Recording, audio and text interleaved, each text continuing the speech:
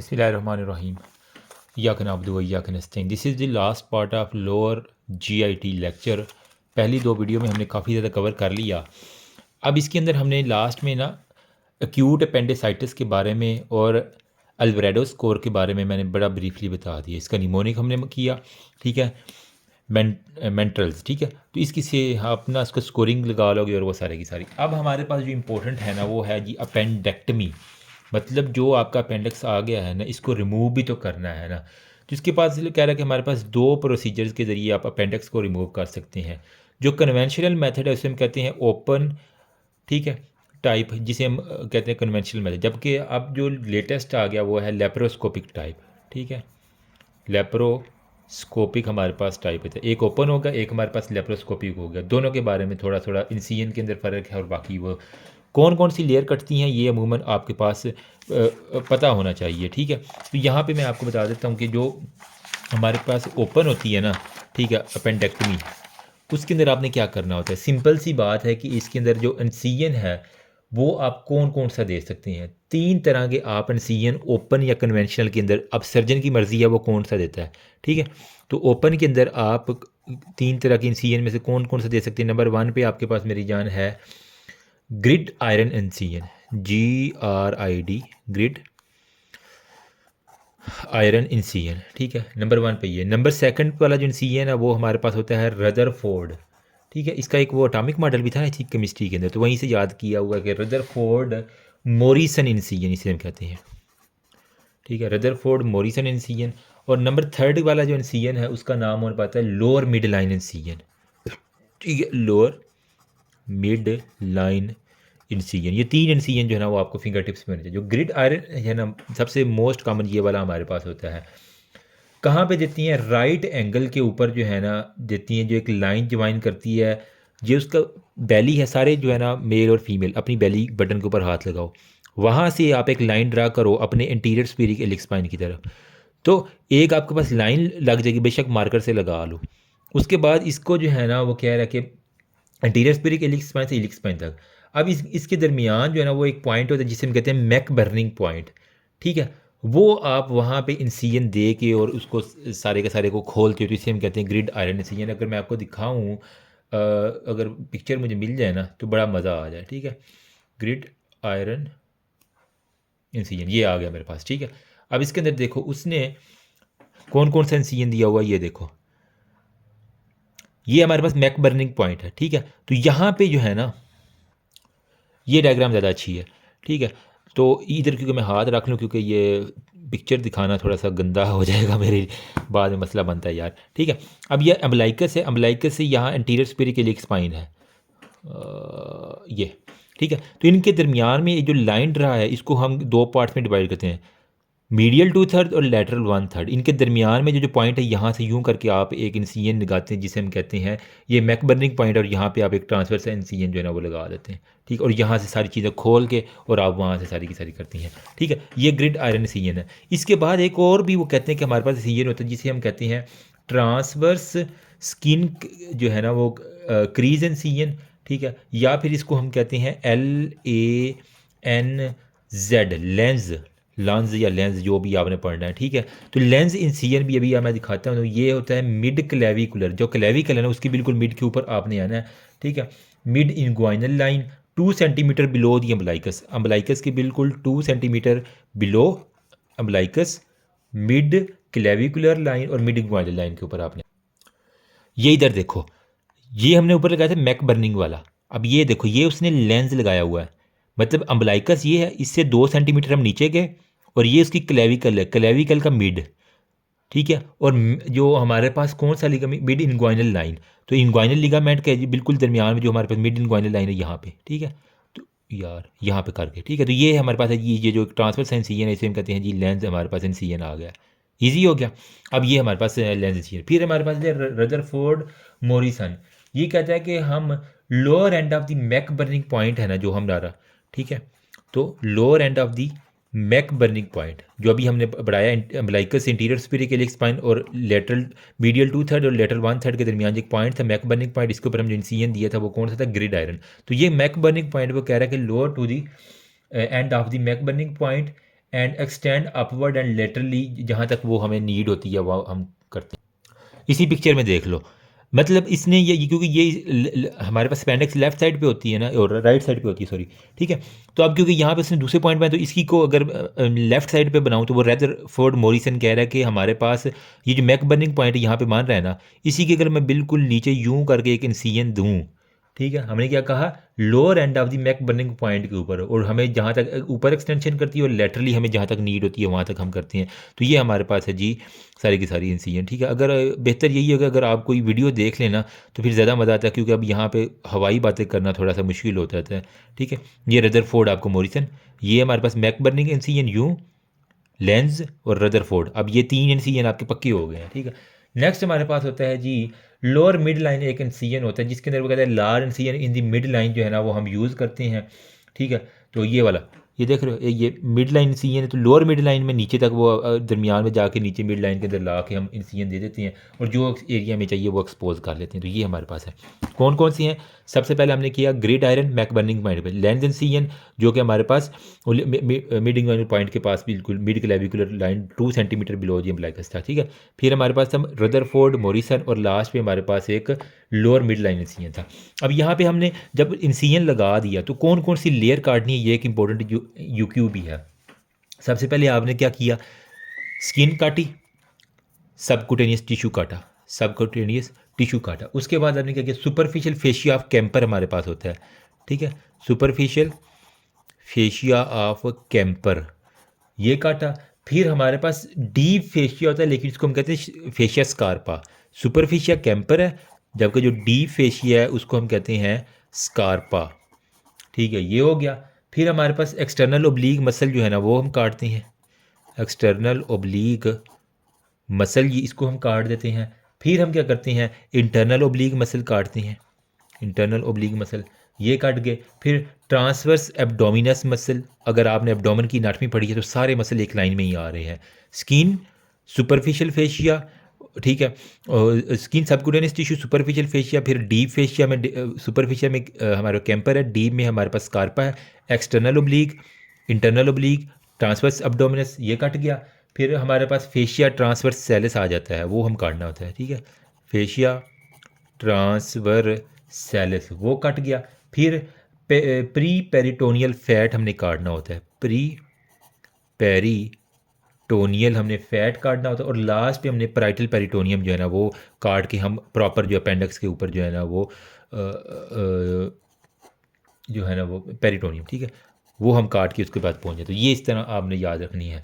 अब स्टेप क्या है अपेंडेक्टमी के, वो हम थोड़े से डिस्कशन कर लेते हैं। सबसे पहले आपने जो है ना वो जो भी इंसिजन देना है जो उस स्ट्रक्चर में, skin, subcutaneous tissue, fascia Scarpa, external oblique aponeurosis को काटा। फिर हमारे पास जो है ना वो जो आर्गन आ रहे हैं उनको स्प्लिट करना है और रिट्रैक्ट करना है, ठीक है। तो अब हमने इंसिजन कौन कौन से करनी है और स्प्लिट कौन कौन से करने हैं ये आपको पता होना चाहिए। ये नहीं कि आपने हर चीज़ बस छुरी लगा के काट देनी है। इंसिजन आपने किस किस की करनी है, स्किन को इंसाइज करना है ब्लेड के साथ। उसके बाद आपने क्या किया, जो हमारे पास सबकुटेनियस टिश्यू है इसको काट किया। फिर फेशिया स्कारपा, ठीक है, उसको हमने जो है ना वो कट किया। और उसके बाद हमारे पास जो एक्सटर्नल ओब्लीग एपोन्यूरेसिस है, इन सिर्फ से इन स्ट्रक्चर को आप काट सकते हैं। बाकी जो हमारे पास रह जाते हैं ना उनको सिर्फ आपने स्प्लिट और रिट्रैक्ट करना है, काटना नहीं है, ठीक है। तो आपने अब जो स्प्लिट और रिट्रैक्ट किन स्ट्रक्चर को करना वो उनके मैं नाम लिख देता हूँ, ठीक है। इनके अंदर आपके पास आ जाता है इंटरनल ओब्लीक, ठीक है, इंटरनल ओब्लीक, और हमारे पास जो ट्रांसवर्सिस एब्डोमिनस है ना, ठीक है, उनको आपने सिर्फ और सिर्फ स्प्लिट करना है। तो हमारे पास ये जो इंटरनल ओब्लीक और ट्रांसवर्सिस एब्डोमिनस है इसको आपने सिर्फ स्प्लिट करना है, काटना नहीं है, मतलब तहें इसकी अलग करनी है, कोई भी इसकी कटिंग नहीं होनी चाहिए। फिर हम इसके बाद हम पेरिटोनियम के ऊपर पहुंच जाते हैं, ठीक है, और ओपन करते हैं बिटवीन दी 2 आर्टरी फोर्स आप लेके ना उसको पेरिटोनियम के जरिए फिर ओपन करते हैं। फिर कोई भी पस वगैरह उसको रिमूव करते हैं सबसे पहले, ठीक है। अब हमने पेरिटोनियम को अप्रोच कर लिया, उसके बाद जो भी हमारे पास स्टेप है वो पस और ब्लड वगैरह वो रिमूव करना है, ठीक है। और इसके अलावा कह रहे हैं कि हम एक पैक इंसर्ट करते हैं मीडियल साइड के ऊपर ताकि जो ब्लड है वो इसके अंदर आ जाए। फिर हम क्या करते हैं, सबसे पहले सीकम को आइडेंटिफाई करते हैं। सीकम के बिल्कुल साथ हमारे पास फिर अपेंडिक्स होती है, ठीक है, अपेंडिक्स हो गया। फिर हम कहते हैं जो मीज़ो अपेंडिक्स है उसको सबसे पहले हमने लाइगेट करना होता है। ठीक है, मीज़ो अपेंडिक्स को सबसे पहले हमने लाइगेट करना होता है। उसको फिर हमने ना एडहीजन जो भी उसकी हैं वो साइडों वाली वो रिमूव करना है। मतलब हमारे पास जो एक्चुअल अपेंडिक्स है उसको आपने फ्री कर लेना है। ठीक है, बाकियों को बांध बूंद की इसको एक्चुअल को आपने फ्री कर लेना है। किस जंक्शन के ऊपर, सीकम के जंक्शन के ऊपर वाया आर्टरी फोर्स आप अप्लाई कर देते हैं। ठीक है, और just distal to the crust portion. फिर हम क्या करते हैं, लाइगेट करके और वहाँ पे जो है ना वो अराउंड द क्रस्ट पोर्शन वहाँ पे लाइगेट करके हीमोस्टेसिस चेक कर लेते हैं, और जितने भी ये बाकी मसल वगैरह हैं उसको एंड पे दोबारा क्लोज कर देते हैं। ये छोटा सा स्टेप है जिसे हमने ओपन के अंदर किया हुआ है। ठीक है, तो मतलब चीज़ें आइडेंटिफाई करके लाइगेट करके कट करके उसी तरह फिर जो जो चीज़ें हमने स्प्लिट की थी उन स्प्लिटिंग को वापस वहीं पे ला के जो चीज़ें कट की थी उनको सूचर लगा के या स्टेपल करके आपने उसको बंद कर देना है। ये तो हो गया हमारे पास ओपन। अब हमारे पास होती है लेप्रोस्कोपी। अब हमने मतलब इसके अंदर कोई भी कट नहीं लगाना। इसके अंदर क्या होता है, न्यूमोपेरिटोनियम, मतलब पेट के अंदर पहले हवा भरती है CO2। ठीक है, न्यूमोपेरिटोनियम जो है ना वो क्रिएट करती हैं। उसके अंदर हम 3 पोर्ट, जिस तरह हमने किसके अंदर किया था कि वो जो कोलिसिस्टेक्टमी वाला जिसने अपर वाली वीडियो देखी उसमें मैंने समझाया था, इसी तरह इसमें हम 3 पोर्ट जो है ना स्किन के अंदर कैमरा डालने के लिए जो छोटे छोटे ना इस तरह के पोर्ट होते हैं वो उसके स्किन के अंदर ना सुराख करके डाल देते हैं छोटे छोटे। ठीक है, कहाँ कहाँ पे डालने, एक आपने at the level of umbilicus, ठीक है, वो डालना है। दूसरा सुप्रा प्यूबिक, ठीक है, प्यूबिस के बिल्कुल ऊपर जो है ना वो डालेंगे। और नंबर 3 वाला आप लंबर एरिया के ऊपर जो है ना वो डाल देंगे। तो अम्बलाइकस, सुप्रा प्यूबिक और हमारे पास लंबर एरिया जो है यहाँ पे, ठीक है, इस जगह करके आप एक डालेंगे। तो ये 3 डाल के उसके बाद आपने अपेंडिक्स जो है ना वो आइडेंटिफाई करनी है। जब वो आपकी आइडेंटिफाई हो जाए तो वहाँ पे क्लिप लगा के लाइगेट करके उसको रिमूव करके लंबर पोर्ट को जो है ना लंबर पोर्ट के ज़रिए आपने हमेशा जो है ना वो निकालनी होती है। बाकी सिर्फ विजुलाइजेशन के लिए और एग्रीगेशन के लिए होती हैं, काटने के लिए लंबर से हम ना उसको यहाँ से काट कूट के यहाँ पे लाइक पकड़, सबसे पहले कैमरे के ज़रिए देखते हैं है कहाँ पे, लाइगेट किया, कट किया और वहाँ से यहीं से निकाल ली लंबर वाले पोर्ट से, बस। अब यहाँ पे पॉइंट कौन सा नोट करना है, अगर अपेंडिक्स वो कह रहा है कि ड्यूरिंग सर्जरी आपको नॉर्मल फील हो रही है तो इसके अंदर आपने मैकस डाइवर्टिकुलम, आइलाइटस या राइट ओवरी जो है ना फीमेल के अंदर वो लाजमी देखनी है। ठीक है, अब वो कह रहा है कि सपोज़ कि उसको अपेंडिक्स की वाली दर्द ही हो रही थी, लेकिन जब आपने खोला तो उसके अंदर अपेंडिक्स बिल्कुल नॉर्मल थी, लेकिन इसके साथ जो मैकस डाइवर्टिकुलम है वो देख लो, आइलाइटिस तो नहीं है वो देख लो, राइट ओवरी उसकी लाजमी देख लो, उसको जो दर्द हो रही है उसकी कहीं वो तो वजह नहीं है। फिर देखो अगर अपेंडिक्स हल्की सी भी इन्फ्लेम्ड है ना तो अपेंडिक्स का कोई काम तो है नहीं, वहीं से फिर अब खोला जो है तो फिर अपेंडिक्स निकाल ही दो। ठीक है, तो मैक्रोस्कोपिकली अगर विजिबल ना भी हो फिर भी अगर इन्फ्लेम आपको नज़र आ गई है खोलने के ऊपर तो आपने उसको वहाँ से लाजमी निकाल देना होता है। फिर वो कह रहा है कि अब हमने अपेंडिक्स को सीकम और टीनिया कोलाइक से जो है ना वो आइडेंटिफाई करना होता है। अगर आपको साथ में पेट खोला और वहाँ पे पेरिटोनाइटिस भी मिल गया तो इसका मतलब कोई और भी फंक्शन इन्फेक्शन चल रहा है, तो फिर आप मिड लाइन इंसिजन दे के पूरे का पूरा होल एब्डोमेन खोलते हो और उसके अंदर देखते हो कि पेरिटोनाइटिस की वजह क्या है। ठीक है, अब यहाँ पे उसने कहा कि कुछ कॉम्प्लिकेशन होती है अपेंडेक्टमी की। अपेंडेक्टमी तो कर दी है, लेकिन क्या हो सकता है, कभी कभार वाउंड का इन्फेक्शन हो सकता है, जो इलियम है वो एडायनेमिक हो सकती है, वो अपना लास्ट फंक्शन कर दे कुछ दिनों के लिए। ठीक है, इंट्राएब्डोमिनल एब्सेस हो सकती है, पाइलोन फ्लेबाइटिस हो सकता है, या कोई फिस्टुला बन सकता है, या फिर इंटेस्टाइनल ऑब्स्ट्रक्शन हो सकती है। तो बस ये बातें आप खुद भी लिख सकते हो। तो दोनों प्रोसीजर मैंने आपके साथ बता दी हैं, होपफुली आप कुछ ना कुछ हेल्प होगी। ठीक है, फिर हमारे पास जी अपेंडिकुलर मासेस के बारे में कुछ बात कर लेते हैं।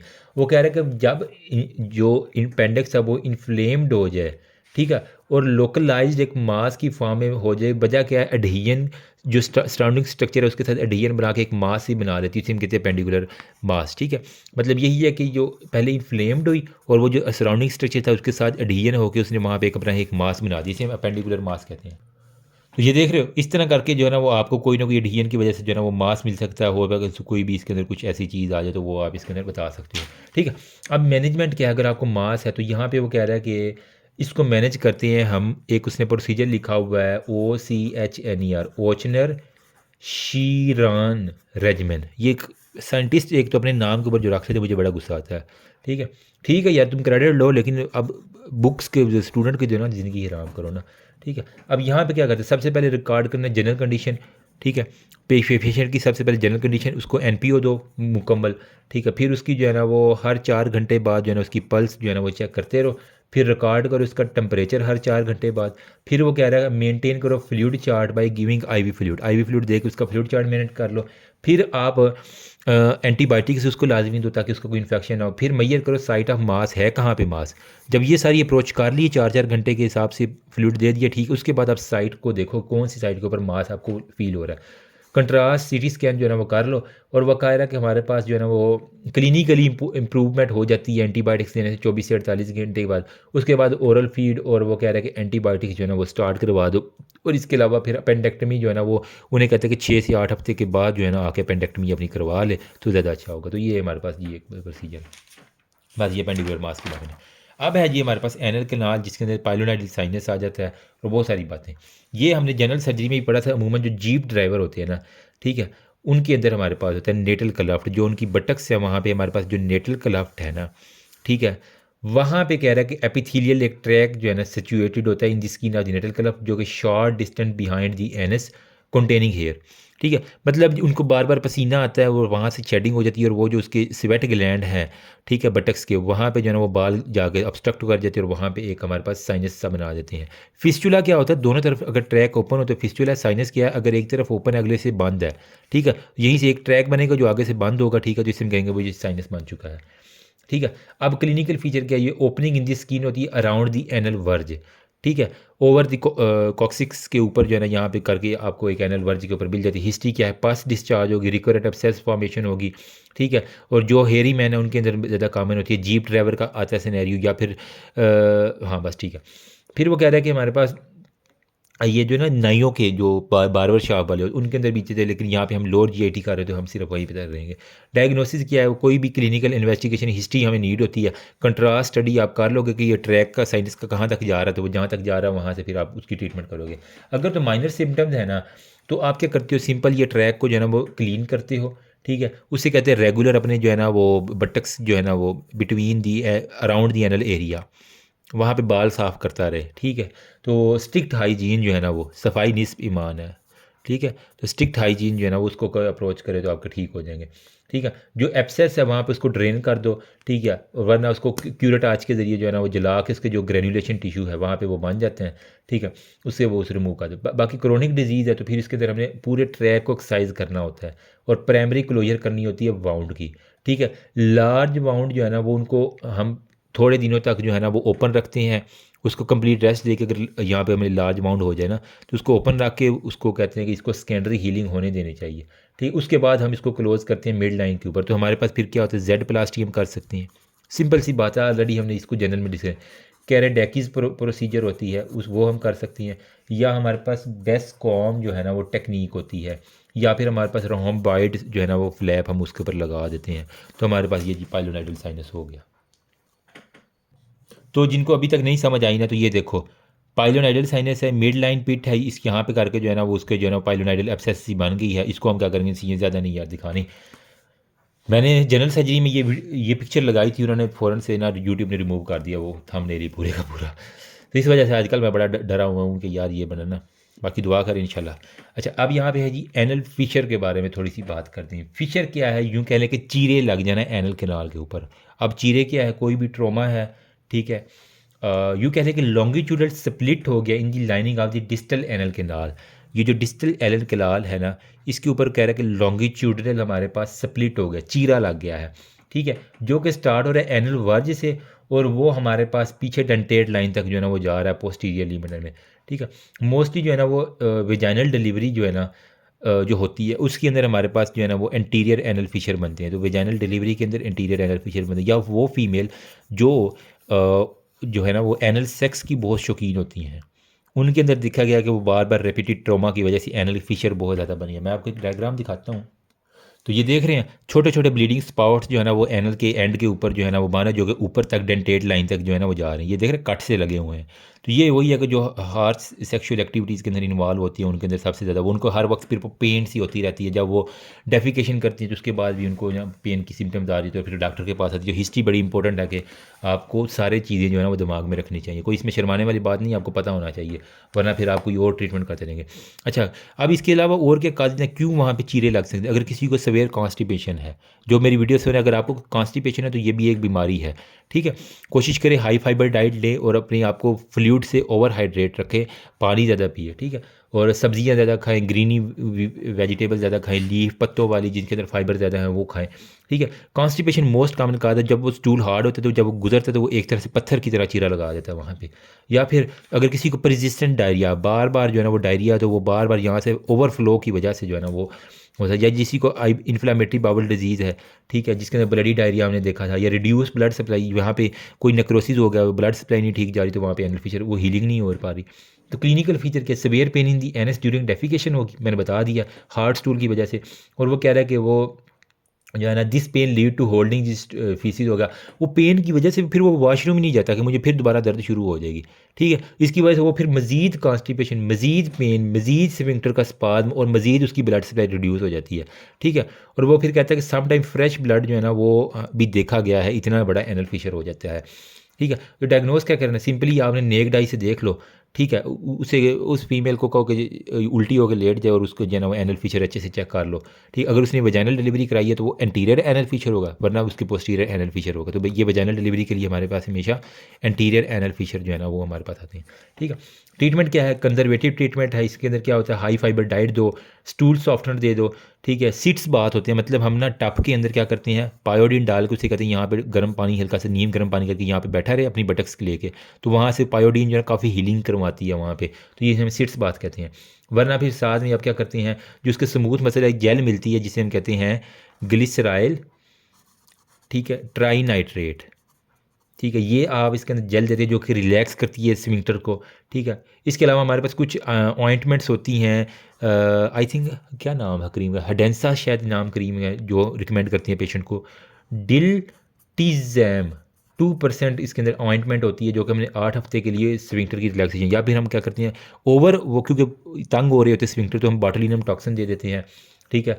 एसिटाइल कोलिन इनहिबिटर दे दीजिए, या फिर मैनुअल डायलिटेशन करते हैं लोकल एनेस्थीसिया दे के, ठीक है। और वहाँ पे जो चीज़ है उसको काट के इनकॉन्टीनेंस को, या फिर हम क्या करते हैं लेटरल इंटरनल स्फिंक्टरेक्टमी कर देते हैं, मतलब स्फिंक्टर ही वहाँ से उतना छोटा सा काट देते हैं, तो इसको हम कहते हैं स्फिंक्टरेक्टमी, ठीक है, वो हम कर देते हैं। या फिर एनल एडवांसमेंट फ्लैप एक लगा देती हैं वहाँ पे, ठीक है। एनल एडवांसमेंट फ्लैप बुक के अंदर सारे लिखे हुए हैं, लिखने की ज़रूरत नहीं है, जिससे वो क्या कहता है, जो जहाँ से माउंट निकाला वहाँ पे क्रोनिक फीचर जो है ना बन सकता है ऑक्साइड की वजह से, वहाँ पे हम फ्लैप एक लगा दिया करते हैं, ठीक है।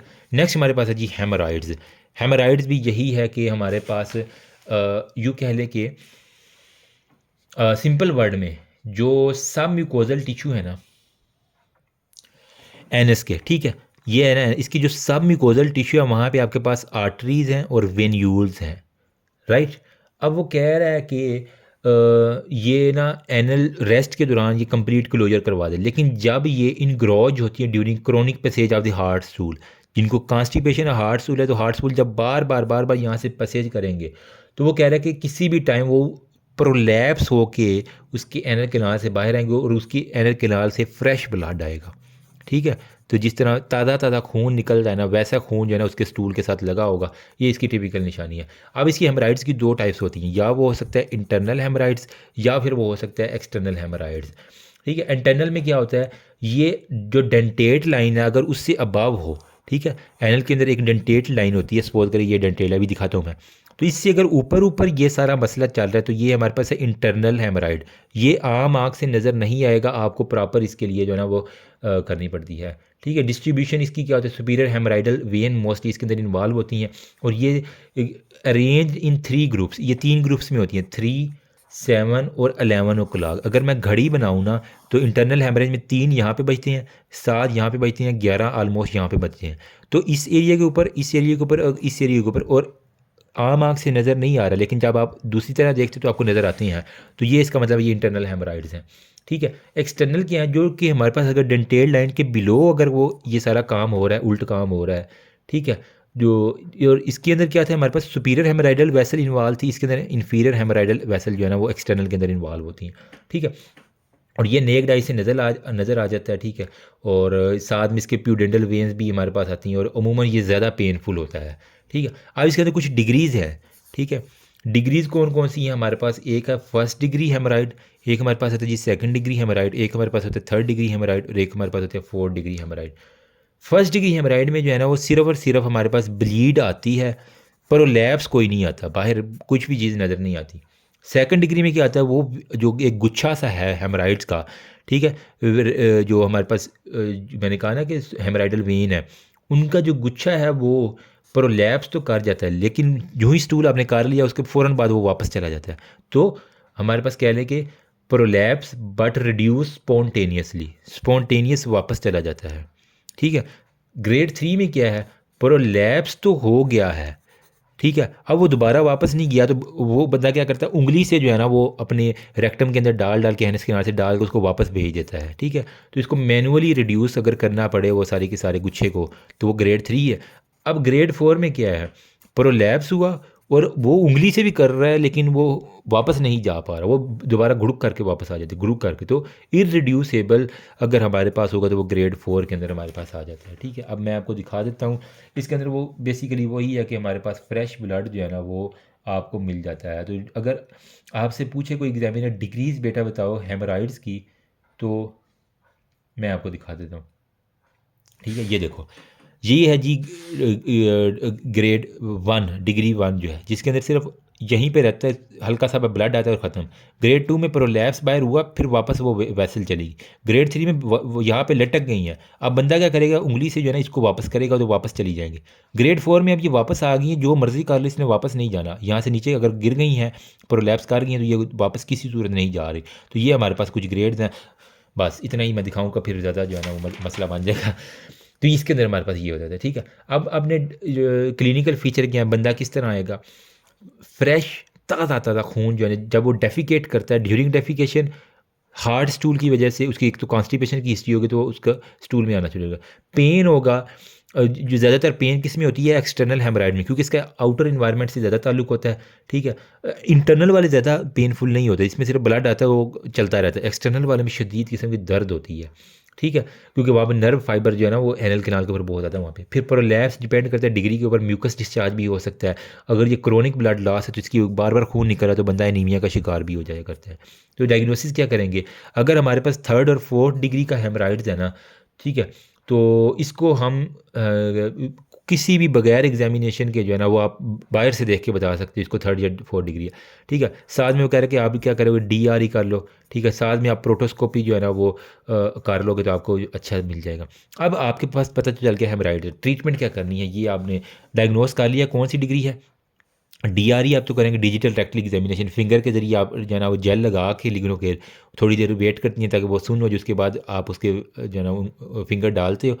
तो DRE हमारे टीचर कहा करते हैं कि दो सूरतें में सिर्फ नहीं करनी, या आपकी फिंगर्स ना हो या मरीज़ का एनल कैनाल ना हो, वरना हर सूरत आपने DRE करना होता है, इतना स्ट्रिक्ट है। क्योंकि बहुत से स्टूडेंट DRE करते हुए भी जो है ना वो करते हैं। बस यही है कि आप दो ग्लव्स को डबल कर लिया करें और उसके बाद DRE लाजमी किया करें, क्योंकि बहुत सी आइडेंटिफिकेशन, वरना आप अगर अपनी उंगली से DRE नहीं करेंगे कभी भी आप हेमराइड्स को अच्छे से जज ही नहीं कर पाएंगे, ठीक है। इस वजह से या फिर अगर आपने वो प्रोस्टेट को चेक करना है तो फिर भी आपको DRE करनी है, तो फिर भी वो भी बड़ा मसला बनता है, ठीक है। तो ट्रीटमेंट भी हमारे पास क्या है, ट्रीटमेंट में वो कह रहे हैं हमारे पास मेडिकल थेरापी हो सकती है, ठीक है। मेडिकल में क्या है, सबसे पहले जो उसकी कॉन्स्टिपेशन है उसको रिलीव करो, स्टूल सॉफ्टनर दे दो, हाई फाइबर डाइट दे दो, फ्लूइड इंटेक ज़्यादा करो, उससे कोई भी स्टेनलेस एक्सरसाइज ना करे, तो वजन ज़्यादा उठाने वाली एक्सरसाइज जो होती है ना वो ना लगाए जिम के अंदर। फिर इंजेक्शन में हमारे इंजेक्शन स्क्लेरोथेरापी वो कह रहे हैं हमारे पास होती है। इसके अंदर क्या करते हैं, मोस्टली जो फर्स्ट और सेकंड डिग्री वाले जो हेमराइड्स हैं इनके अंदर हम इंजेक्शन स्क्लेरोथेरापी करते हैं। इसमें क्या होता है, एक हमारे पास स्क्लेरोजिंग एजेंट होता है, ठीक है, वो हम 5% फिनोल इन आलमंड ऑयल, बादामों का ऑयल यूँ कह लें, मैंने यूँ याद किया होगा, 5% बादामों के ऑयल के अंदर, आलमंड ऑयल के अंदर 5% फिनोल आपने डाल देनी है, ठीक है। और उसको सब म्यूकस के अंदर जो है ना वो इंजेक्ट कर दें जहाँ पे हेमराइड है। इससे क्या होगा, वहाँ पे लोकल इन्फ्लामेशन होगी और वो सारे श्रिंकेज कर देंगे, ठीक है। आपने बाहर से जो है ना फिनोल बादामों वाले ऑयल में डाल के सब म्यूकोजल जहाँ पे हेमराइड है वहाँ पे लगा देंगे, वहाँ से सारे श्रिंक कर जाएंगे, वो जहर है उनके लिए। ठीक है, फिर आप क्या करेंगे, एक हमारे पास प्रोसीजर होता है रबड़ बैंड लाइगेशन, उनका गला ही गूंद दो रबड़ लगा के। ठीक है, जिस तरह फांसी देते हैं ना, तो इसी तरह फर्स्ट और सेकंड डिग्री के अंदर भी क्या करते हैं, रबड़ बैंड टाई कर देते हैं बेसमेंट ऑफ दी हेमराइड। अगर ये हेमराइड है, इसके गले के ऊपर आप रबड़ बैंड चढ़ा दो, उसकी सप्लाई खत्म, तो ये खुद ही जो है सूख सूख के गिर जाएंगे। मज़ा नहीं आया। ठीक है, ये भी हो गया। ठीक है, स्लफ ऑफ हो जाएंगे, वो फॉल ऑफ हो जाएंगे। फिर अगर जो थर्ड और फोर्थ डिग्री इसके अंदर मुश्किल हो जाता है रबड़ बैंड और वो जहर देना आलमंड वाला, तो फिर आप क्या करते हैं, इसके अंदर आप फोटो कोआगुलेशन करते हैं। ठीक है, मतलब उसको जला के और वो सारे का सारा करते हैं। फिर हमारे पास अगर ये भी ना हो तो फिर हेमराइडेक्टमी करते हैं। हमें प्रॉपर जो है ना सिम्टोमेटिक है, तो इसके अंदर हम क्या करते हैं, उसको प्रॉपर से नाइफ के ज़रिए काटना पड़ता है। तो अब इसके अंदर 3 प्रोसेस होते हैं हेमराइडेक्टमी। अब लास्ट में हमारे पास हेमराइडेक्टमी नाम में ही काम है, हेमराइड के लिए हेमराइडेक्टमी है। तो इसके अंदर आप क्या क्या करोगे, 3 प्रोसीजर। एक हमारे पास है ओपन हेमराइडेक्टमी, एक हमारे पास होती है क्लोज्ड हेमराइडेक्टमी, और एक हमारे पास होती है जी स्टेपल्ड हेमराइडेक्टमी। ठीक है, जो हमारे पास होती है ना ओपन हेमराइडेक्टमी, इसके अंदर हम एक्सीजन करते हैं लेकिन leaving the wound open to heal by skin. हमने इसको पकड़ के यहाँ से काटा और बाकी ही जो वाउंड है ना उसको हील होने के लिए रख दिया, ओपन रहने दिया, ताकि वो सेकेंडरी हीलिंग के जरिए खुद ब खुद हील हो जाए। क्लोज में क्या होता है, हेमराइड को एक्सरसाइज करते हैं और वाउंड को भी हमने एक कंटिन्यूस मैनर के अंदर क्लोज करना होता है। स्टेपल्ड में क्या करते हैं, हेमराइड टिश्यू जो है ना वो not exercise, instead small position of the anal mucosa proximal to the dentate line is removed. मतलब वो एनल म्यूकोजा का एक प्रोसेस प्रॉपर जो है ना एरिया वो रिमूव कर देती हैं यूजिंग स्टेपलर। हमारे पास जिस तरह ये आम स्टेपलर होता है ना, जो जिसे हम सुइयाँ लगाते हैं, इस तरह का स्टेपलर यूँ समझ लो कि वो प्रॉक्सिमल टू दी हेमराइड जो है ना वो लगा देते हैं। उससे क्या होता है, जो वीनस सप्लाई है वो सारी लाइगेट हो जाती है और वो हमारे पास वो आगे से सारा झड़ जाता है। ठीक है, तो ये हमारे पास स्टेपल्ड हो गया, ओपन हो गया, क्लोज हो गया। बस इतनी बात काफ़ी है यहाँ के लिए, हेमराइड्स होपफुली समझ आ गया होगा। ठीक है, फिर लास्ट में हमारे पास आ जाता है जी एनल फिस्चुला रह गया है। अब एनल फिस्चुला क्या है, साइनस और फिस्चुला में यही है ना कि फिस्चुला दोनों तरफ से जो है ना वो ओपन होता है, साइनस एक तरफ से ओपन होता है, दूसरी तरफ से क्लोज होता है। तो एनल के अंदर फिस्चुला मतलब कोई भी ट्रैक है जो कि ग्रेनुलेशन टिश्यू से लाइन किया हो, ठीक है, और वो स्टार्ट करे बाहर उसकी स्किन से और ऊपर कहीं जो है ना उसकी एनएस के अंदर जाके ना ओपन हो रहा हो। ठीक है, एनएस से कोई सुराख निकल रहा है और वहाँ स्किन के ऊपर जाके ओपन हो रहा है एक ट्रैक, इसे हम एनल फिस्चुला कहते हैं, deep into the anal canal. अब वजह क्या है, कोई भी एब्सेस होगी एनएस के अंदर, तो एब्सेस ने क्या करना, अपना नया रास्ता बना लेना है। कोई भी इन्फेक्शन हेमाटोमा हो गया है, हेमोराइडल स्क्लेरोथेरेपी उसने करवाई है, टीबी के अंदर बहुत ज़्यादा ये फिस्चुलास देखे गए हैं, कोरोन डिजीज़ के अंदर देखे हैं, कार्सिनोमा के या इम्यूनो सप्रेशन एड्स वगैरह के केसेस के अंदर बड़े ज़्यादा ये फिस्चुलास देखे गए हैं। ठीक है, क्लिनिकल फीचर क्या है, एक विजिबल एक्सटर्नल ओपनिंग आपको ना उसकी ये तो है, उसके एनल कैनाल की ओपनिंग है, तो इसके बिल्कुल पास पास जो है ना मल्टीपल जो है ना छोटे छोटे सुराख नज़र आ रहे जिससे पस निकल रही होती है। तो आप इसके अंदर फिर क्या कहते हैं, डाई डाल दें, आपको पता चल जाता है जहाँ भी डाई जाकर ओपन हो रही है ना वो आप देख लेते हैं। ठीक है, तो ट्रैक कभी कभी इतना होता है कि हमारे पास वो पालपेबल भी हो जाता है। ठीक है, यहाँ पे कह रहा है कि हमारे पास ना good salts rule, GOOD good salts rule जो है ना वो हमें हेल्प करता है कि एनाटमी ऑफ फिस्चुला किस तरह की है अंदर एनएस के अंदर। ठीक है, जो इसकी एक्सटर्नल ओपनिंग है ना वहाँ से वो कह रहा है कि हम ट्रांसवर्सली जाते हैं डेंटेट लाइन की तरफ, तो हम हमारे पास एक जो ट्रैक सा बन जाता है ना वो कह रहा है कि वहाँ पे हॉर्स शू शाइप जो है ना वो एब्सेस से आपको नज़र आ जाती हैं। तो अब एनल फिस्चुला की कुछ उसने क्लासिफिकेशन दी गई है।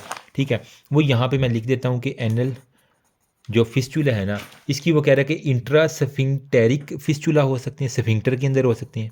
ठीक है, इंटर सफिंक्टेरिक फिस्चुला या फिर ट्रांस सफिंक्टेरिक फिस्चुला या फिर सुप्रा सफिंक्टेरिक फिस्चुला हो सकता है या फिर हमारे पास एक्स्ट्रा सफिंक्टेरिक फिस्चुला हो सकता है। तो ये हमारे पास 4 तरह की फिस्चुला हैं जो हमारे पास हो सकते हैं। अब आपको पता तो चल गया जी हमारे पास ये फिस्चुला है, तो हमारे पास डायग्नोसिस क्लिनिकली है या फिर आप अल्ट्रासाउंड करवा लो एंडोस्कोपिकली तो आपको पता चल जाएगा, या फिर MRI जो है ना इसके अंदर गोल्ड स्टैंडर्ड है। अब ट्रीटमेंट क्या करनी है, जो फिस्चुला है इसको रिमूव कर, जिस तरह हेमराइड में हेमराइडेक्टमी की थी, फिस्चुला के अंदर हम फिस्चुलेक्टमी कर देंगे। ठीक है, तो फिस्चुलेक्टमी में हम क्या करेंगे, जो फिस्चुलस ट्रैक है ना उस पूरे के पूरे ट्रैक को ही हम क्यूरेटाज के ज़रिए जितने भी ग्रेनुलेशन टिश्यू है ना उसको हम जला के और वहाँ से निकाल देंगे। ठीक है, इसे हम फिस्टुलेक्टमी कहते हैं। पूरा ट्रैक एक्सरसाइज किया और वहाँ पे जो है ना हमने मिथाइलिन ब्लू जो है ना पहले हम डाल लेते हैं, तो जहाँ जहाँ से वो जा रही होती है मिथाइलिन ब्लू, तो हमें पता चल जाएगा इस जगह पे आपका ट्रैक चल रहा है। फिर हमारे पास उसने एक लफ्ज़ लिखा हुआ है एस टी सेटियोन, SETON। ये क्या करती हैं, पीस ऑफ सर्जिकल थ्रेड जो है ना वो हम पास कर लेते हैं वहाँ से, ताकि हमें continuous drainage of the fistula track जो है ना वो मिलता रहे। एक थ्रेड होता है वो हम वहाँ से पास कर, या फिर हम क्या करते हैं कोलोस्टमी कर देते हैं। अगर कॉम्प्लिकेशन है फिस्टुला की, फिसिस जो है ना वो हमने अब रिमूव तो करने हैं और उस एरिया को करने, तो हम एक आर्टिफिशियल कोलोस्टमी बना देते हैं और मतलब स्किन से एक एक्सटर्नल रूट बना कर वहाँ कर देती हैं। तो बस यही है, बस फिस्टुलेक्टमी का मोस्टली पूछते हैं, बाकी नाम आने चाहिए मोर और लेस का मैंने। अच्छा, लास्ट पे हमारे पास आ जाती है जी हर्निया। काफ़ी लंबा हो गया यार। अच्छा, हर्निया के अंदर बेसिकली क्या है, एक्सट्रीमली इंपॉर्टेंट चैप्टर है ये, इसको अलग से करें। यार अभी बहुत थकावट हो गई है मुझे, आज मैंने कुछ 4 वीडियो बनाई हैं 1.5 घंटे की और अभी तक मेरे से बोला नहीं जा रहा। ठीक है, इनग्वाइनल हर्निया है और ये वाले, इसको यार अलग से करती हैं ताकि हमारे पास जो है ना थोड़ा सा मेरे लिए भी ईजी हो जाए।